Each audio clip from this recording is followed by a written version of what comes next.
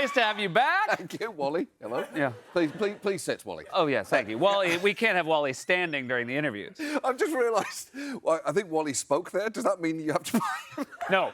Oh, good. If Wally wants to talk on his own, we don't have to pay him. Okay, that's great. If we write him a line to say, Okay, then we have great. to pay him. Yeah. Wally, please say hi. No. Does that count? No, it has to be written. It has to be written. Right. We were supposed to see each other last night. Yes. We do a monthly residency at the Beacon. Yep. We had one in January. Blizzard canceled. Yes. Rescheduled it for last night. Yep. Blizzard. Cancelled. Yeah. We've rescheduled it for March 8th. Look out. I wouldn't even bother turning up. I don't know what's going to happen. It'll be a locust swarm of some kind, but all I know is that gig ain't happening. No. Yeah, you can bet on it, I imagine, on whatever Polymarket we're going to take all your money thing is. Yeah. There's no way that gig on March 8th is happening. This is the opposite of trying to sell a gig. Don't bother coming. It's not going to happen. We're supposed to be doing March 8th. That is, I'm lying to your face. See you then. No. Yeah. Congrats, season 13. You've done 2 episodes of your new season. Fantastic. Yeah, two we did. Yeah. And as always, just so cheerful. Oh, yeah, that's right. You know, we just want to be a mirror to the pile of that is the world right now. Look at yourself. Yeah. Look. Yeah. But it's incredible. And I want to congratulate you on your many accomplishments. Oh, yeah? I don't like the way you're saying any of those words. Yeah. Well, we appeared on stage, Yeah, not we doing did. stand-up together, but we did an episode of Taskmaster. Yes. Here in That's New right. York City. Live Taskmaster, there we are. Live Taskmaster. Yes. People love it. Here we were actually we were competing against each other. at I was you. blowing a feather off Look the at table. you're blowing the out of that Yeah, feather. thank you. While we're talking about words we don't care for, you won. It was you, me, and 3 people from the audience. Yes. And you won. I did, yeah. Yeah. That was a rabid audience. That was one of the most loving. Would you call it a loving audience? I would say, I mean, loving sounds kind of warm, friendly, and safe. This was loving like a cult is loving. Yeah. Like you love it too much. What are you willing to do for the people you love so much? Yeah. That is, yeah, those guys could. It felt to me like kind of Waco before the feds turned up. Yeah. Like David Koresh's best day. That's what it seems like. They have a weird amount of power in this country, the 2 guys who run that show. Yeah, Greg and Alex. They could do some damage. They also remarked, obviously they've done this in the UK forever, that US audiences are a fair bit more rabid than their UK counterparts. Yeah, because it's just naturally, it's much friendlier here. So, like, it's a much friendlier, appreciative. People like something, they want to show you how much they like it. But that is, I've been here for 20 years. I still can't get used to kind of people responding like that when you walk out. Yeah. So exactly, that, I don't like it.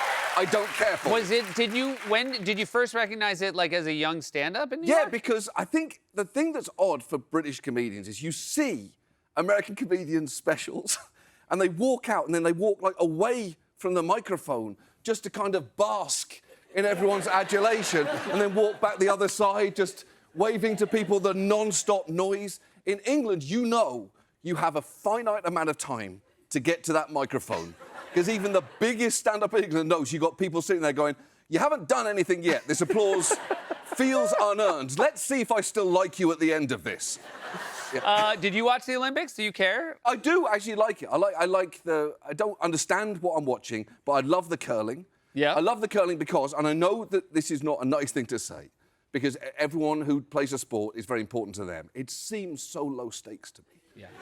It just feels like a hobby rather than a competitive sport. So I like the early rounds of it where they're just sending it down. You just hear the shh, shh, shh, shh, shh, shh. You hear someone yelling in Norwegian. And it feels so calming. I used to watch it for hours at night. Yeah. It's like having a white noise machine. Just shh, shh, shh, shh. Olaf! What? As it got more tense later on, I enjoyed it less once that Canadian guy started poking. Yeah, that was no fun. That was no fun. When a Swedish guy and a Canadian guy fight, you're like, now it's really, Now there's it's nothing to kicking hold on. on to. And he kind of seemed to, like, lean into the bad guy. He was happy to turn heel. Yeah. Like, all the stuff you hear about Canadians, he's going, I'll poke a stone. What are you going to do? What are you going to do? I'll send it on its way. I was just reading before it came out. The CEO of the Canadian Olympic Committee said, yeah, I don't think he cheated. It's like if LeBron James takes 4 steps. Like, that's cheating! That cheating, you Canadian. And so I went from basically loving it, relaxing it, listening to the Norwegians, to screaming at a Canadian I don't fundamentally care about. Yeah. So yeah, I love it. Yeah. Yeah. It was great. It sounds like it. Was it fun? It was fun to be there. Yeah. I really loved it. I mean, I'm glad I wasn't at curling. I think curling is probably better on television. Yeah, because you want it mic'd up. You want the sound. Yeah, I think like otherwise it's it looks like maybe you got there late and they're just like cleaning up. You're like, oh, we missed it. It's like, no, that's it. No, that's Olaf spilled his Sprite. Shh, shh. Olaf, no. Shh, shh, shh. I will say that the throw, and again, I know that like curling fanatics right now hate what we're doing. Of course. But like the person who throws the rock, like what a job. You just get to throw it and then you got your broom guys. You're like, fix it. That's right. Oh, that was a bad one. Fix it. You're right. It's like in golf if they were like industrial fans. Oh, okay. I'll push it towards the hole. That said, I love it. I like it more than any of the other stuff, which I would argue are higher skills. Yeah. I think it'd be pretty, well, no, you know what? I feel like the professional curlers. Yeah, sure. You're saying that. I would love to get the professional curling community to turn on you. Yeah. I mean, let me establish, lest you think, I don't know. I know they could beat the living. I'm not like saying like I'm stronger or tougher than them. I don't want you to be killed. Let me say that first. If you are to be killed, I want there to be a stone next to your head. And just someone who tried to brush the blood up. Do you think if they kill you with a stone, it also moves that slowly? And you're like, ah. And there's two other guys go. And as you try to run away, they're like, left. You're sort of our unofficial royal correspondent. Yeah. You've been here on some like big event. You were here the day after Prince Philip died. Yeah, that's right. Day after the Queen's well, you funeral. just leave a moment of silence. Oh, sorry. He was a huge fan of this show. He really liked You Burnt. and the surprise inspections. He loved that. He did like that. Yeah, because that was his. That's what he believed you should do to staff. Exactly. But now Prince Andrew. Yes. Tough run of things.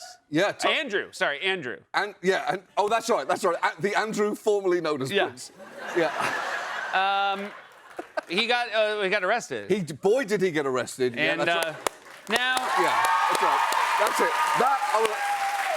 It's now, great. I'm so glad. You mentioned this photo. Glad it happened. You mentioned this photo on your show last night. I mean, do you think based on this photo, he knows he's been arrested? I think it might be one of the best photos ever taken. Yeah. I know it's earlier than in the year, but you know, towards the end of the year, they do kind of photo of the year, and it's often like a frog leaping off a lily pad, or you know, an eagle in flight with something in its mouth. Yeah. Sure. Is it going to be better than that? Also, like, he's got red eye. It's not even everything about it. Perfect. I would say credit to Range Rover as a car. They're doing something with their windshield that means somehow you can kind of get cameras to shoot the Windsor family at their worst moments. Yeah. So beautifully. That 1,000-yard stare with Dr. Evil Hands. Yeah. It's just... There's nothing I don't love. He also looks, it's a little bit like a vampire going back into the coffin. You know what I mean? Just like they just caught him.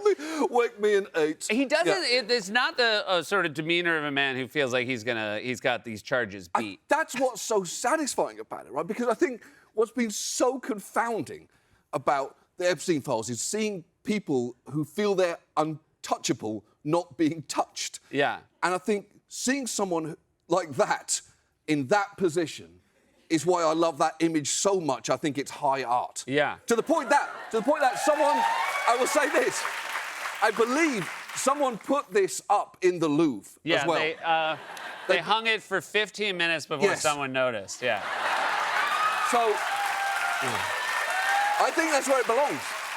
I think putting it, I know you're not supposed to put it up. Once it's up there, I think any art historian would say, well, before you take it down, let's discuss framing and what that image is saying and whether it does belong here. Plus, the Louvre lost a bunch of items in their recent robbery. At the very least, it's tiding them over there. I don't even think, if you're the Louvre, I wouldn't even take it down. I'd just wait for someone to steal it if you don't like it. The Louvre's got a lot of filler as well. There's some B- art in there. What's a drop after the winged victory of Samothrace? There's a drop off. Oh, I don't. Amen. Wait, how do you feel like? How do you feel his brother has dealt with this? How do you, your king? No. Yeah. Former. You were former. Yeah. Well, I think he has. Well, I mean, right up to this point, they've tried to protect him as much as they can, which is like moving him one step further away all the time. Like in photos, he moved further towards the side. They moved him to the Royal Lodge in Windsor, then thought, oh, maybe we'll put him in Norfolk in Sandringham, always a little bit further away. I like that I discovered Yes. there's always a slightly worse piece of royal real estate. Yes. The only they care about, well, we're really snubbing him now. He's in Sandringham. That's where the history's scoundrels go. There's hardly any pheasants there. Yeah, but he released a statement saying, "Oh, Andrew Mountbatten has been arrested." Like, oh, let's not Andrew Mountbatten it. Now, you don't get to suddenly say some dude called Andy got arrested. It's the brother you've been protecting for years. What about Peter Mandelson, also arrested today? Yes, today. And this is obviously, very damning emails about him. Yep. Giving information that you would not give to somebody who was not supposed to have access to them. At the moment, it seems like the arrests they're able to make are on these minor, well, not minor, they're huge charges, but on these charges of forwarding official government documents illegally, which can carry big sentences, but it's not the thing we're all angry at them about, but Yeah. I'll take it. It's, it truly is Al Capone on tax evasion, this. Last thing I'm going to talk, we've talked over the years about Liverpool, your love of Liverpool. Yes. In recent years, I mean, not the best season, but you've had some great championship moments. But you also, when you came here, decided to be a Mets fan. Yeah, I did. And because it's the right thing to do. Yeah. I mean, I would say, if given a choice of a New York team, you did. I don't think you pick the Yankees. Yeah. Unless, maybe you do if you just see life a different way. But I chose a team that I knew would hurt me, and I've not been disappointed. Yeah. And have you passed it on to your Yeah, children? I have. My son at 8 loves baseball, loves it so much. It's his favourite thing. He got into it for the first time really significantly last year. Those first 10 games, he was so excited by how well it was going. I remember watching his face and thinking, this face is going to change soon. And it did. It did. And then after their third long losing streak, he turned to me and said, "Are you allowed to change the team that you support?" And I looked him in his eyes and said, "No. No, you made this choice. You didn't. I pushed this on you, but this is going to be your life. Now is going to be them doing this to you forever. Yeah. As long as they're a franchise, they will do this to you in different ways." Yeah. He had his favourite player last year was Pete Alonso, and I think he's going to be leaving in the summer. And watching him fall in love with this guy, he has a signed ball, and having to go into his room and say, "Pete Alonso's gone to Baltimore," and he said, "Are you sure I can't be an Orioles fan?" We've had this discussion, dude. Did you also say, "and he wants the ball back"? It's just very. Well, it's lovely that you found. I never realized how British the Mets are until you. Yeah, they're pretty British. In terms of what they promise you and the understanding that you're going to be marinating in disappointment and the variable joys of different forms of loss. In that sense, it's everything I love about the world. England's team. England's team. Yeah, exactly. Yeah. Thanks for being here, buddy. Always a pleasure. Yes. March 8th. March 8th. Oh, for sure. John Oliver, everybody, March 8th. last week tonight.